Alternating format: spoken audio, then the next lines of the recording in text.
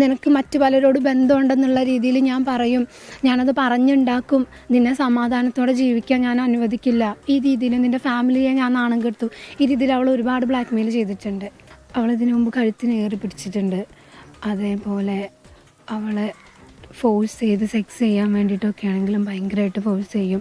അവളായിട്ട് ഇത് ചെയ്തതിന് ശേഷം, ശാരീരിക ബന്ധത്തിൽ ഏർപ്പെട്ടതിന് ശേഷം അയാൾ പിന്നെ നിന്നെ മറ്റു പലരും ഈ രീതിയിൽ പിടിച്ചില്ലേ, നിന്നെ അവിടെ പിടിച്ചില്ലേ, ഇവിടെ അവരൊക്കെ പിടിക്കാറില്ല, ആ രീതിയിലൊക്കെ അവൾ ഭയങ്കരമായിട്ട് മാനസികമായിട്ട് ഭയങ്കരമായിട്ട് ബുദ്ധിമുട്ടായിരുന്നു. വെറുതെ അതിനകത്ത് പറയാം, ഒരിക്കലും അങ്ങനെ ഒരു പെൺകുട്ടിയല്ലായിരുന്നു. അയാൾ വെറുതെ അയാൾക്ക് അവളെ ശരീരം മാത്രം മതി, അയാളൊന്ന് സംസാരിക്കുമോ, അവർ മിണ്ട് പോലുമില്ല. അവളെ ഫോണിൽ അവൾ കുറേ കാര്യങ്ങൾ തെളിവായിട്ട് എടുത്തു വെച്ചിട്ടുണ്ടായിരുന്നു. അത് അയാൾ കളയുക ചെയ്തത് ഫോണിൽ നിന്ന്. ഇടയ്ക്കിടയ്ക്ക് അവളെ ഫോണ് റീസ്റ്റാർട്ട് അങ്ങനെ എന്തോ ചെയ്തിട്ട് അത് കളയുമായിരുന്നു. വിഷ്ണുജിയുടെ കുടുംബത്തെ അപമാനിക്കുന്ന വിധം പ്രതി പെരുമാറിയിട്ടുണ്ട്. അതുപോലെ വിഷ്ണുജിക്ക് വലിയ കൊടിയ മർദ്ദനമാണ് ഇയാളുടെ കയ്യിൽ നിന്ന് മേൽക്കേണ്ടി വന്നതെന്ന് കൂടി സുഹൃത്ത് പറയുകയാണ്. സമീർ ബിൻ കരീം കൂടുതൽ വിശദാംശങ്ങളുമായി നമുക്കൊപ്പം ചേരുന്നു. Sameer, good morning. ശരിക്കും ഈ ഭർതൃപീഡനം അതിൻ്റെ വളരെ ഉയരത്തിൽ തന്നെ അനുഭവിക്കേണ്ടി വന്നു ഈ പെൺകുട്ടിക്ക് എന്നാണ് നമ്മൾ മനസ്സിലാക്കുന്നത്. വിവരങ്ങൾ എന്തൊക്കെയാണ്?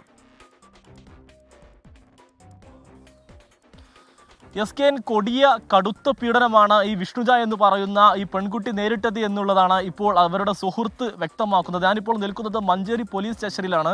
കഴിഞ്ഞ ദിവസം അറസ്റ്റിലായ ഈ വിഷ്ണുജയുടെ ഭർത്താവ് പ്രഭിൻ ഉള്ളത് ഇവിടെയാണ്. 10 മണിക്ക് ശേഷമാണ് ഇവിടെ ഒന്നും കൊണ്ടുപോകുക. നിലവിൽ ഈ വെളിപ്പെടുത്തലിലേക്ക് വരികയാണെങ്കിൽ ഈ സുഹൃത്തിനോടാണ് ഈ വിഷ്ണുജ കാര്യങ്ങളെല്ലാം തന്നെ വളരെ വിശദമായി തന്നെ പറഞ്ഞിരുന്നത്. ഈ സുഹൃത്ത് ഒരു ദിവസം ഈ വിഷ്ണുജയുടെ വീട്ടിൽ പോകുന്ന സമയത്ത് വിഷ്ണുജ മർദ്ദനമേറ്റ് കിടക്കുകയായിരുന്നു. രാവിലെ മർദ്ദനമേറ്റ് കിടന്ന വിഷ്ണുജ ഉച്ചയ്ക്ക് എത്തുന്ന സമയത്താണ് എണീക്കുകയും മറ്റു കാര്യങ്ങളെല്ലാം തന്നെ ചെയ്യുകയും ചെയ്യുന്നത്. പല ഘട്ടങ്ങളിലും കടുത്ത പീഡനം നേരിട്ടു ഈ പെൺകുട്ടി.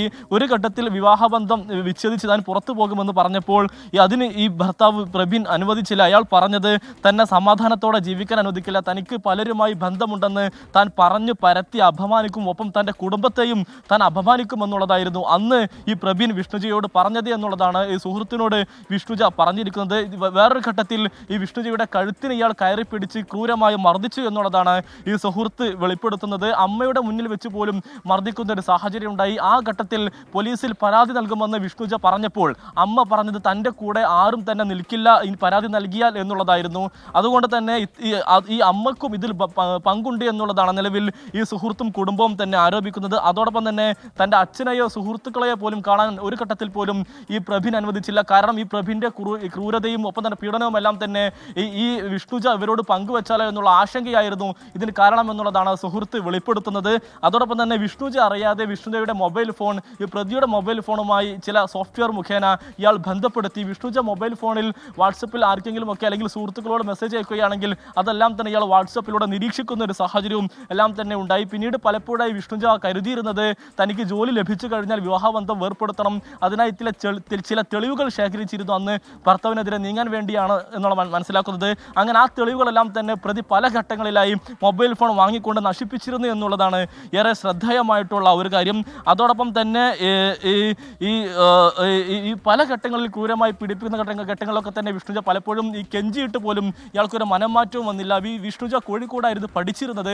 ആ സമയത്ത് നിർബന്ധിച്ച് ഹോസ്റ്റലിലാക്കി. ഹോസ്റ്റലിൽ നിന്ന് തിരികെ സ്വന്തം വീട്ടിലേക്ക് വരാൻ പോലും ഇയാൾ സമ്മതിച്ചില്ല എന്നുള്ളതാണ് ഏറെ ഖേദകരമായിട്ടുള്ള ഒരു കാര്യം. ഏതായാലും ഈ വിഷയവുമായി ബന്ധപ്പെട്ട് ഇന്നലെ 24 ഈ വാർത്ത പുറത്തുവിടുന്ന മണിക്കൂറുകൾക്കകം തന്നെ ഈ പ്രതിയെ പോലീസ് അറസ്റ്റ് ചെയ്യുന്നു. നിലവിൽ ആ പ്രതി ഞാനിപ്പോൾ നിൽക്കുന്ന മഞ്ചേരി പോലീസ് സ്റ്റേഷനിലുണ്ട്. ഇയാൾക്കെതിരെ ചുമത്തിയിരിക്കുന്നത് ആത്മഹത്യാ പ്രേരണ കുറ്റം, അതോടൊപ്പം തന്നെ സ്ത്രീ പീഡനം എന്നീ കുറ്റങ്ങളാണ്. ഇന്നായിരിക്കും ഇയാളെ കോടതിയിൽ ഹാജരാക്കുക. ഇന്ന് പോലീസ് കസ്റ്റഡി അപേക്ഷ നൽകില്ല, മറിച്ച് ഈ പ്രതിയുടെ മൊബൈൽ ഫോണും വിഷ്ണുജിയുടെ മൊബൈൽ ഫോണും എല്ലാം തന്നെ ശാസ്ത്രീയ പരിശോധനയ്ക്ക് വിധേയമാക്കി തെളിവുകൾ ശേഖരിച്ച ശേഷമായിരിക്കും ഈ എല്ലാം തന്നെ തെളിവെടുപ്പിലേക്ക് അടക്കമുള്ള കാര്യങ്ങൾക്ക് പോലീസ് കടക്കുക. എസ്കേൻ.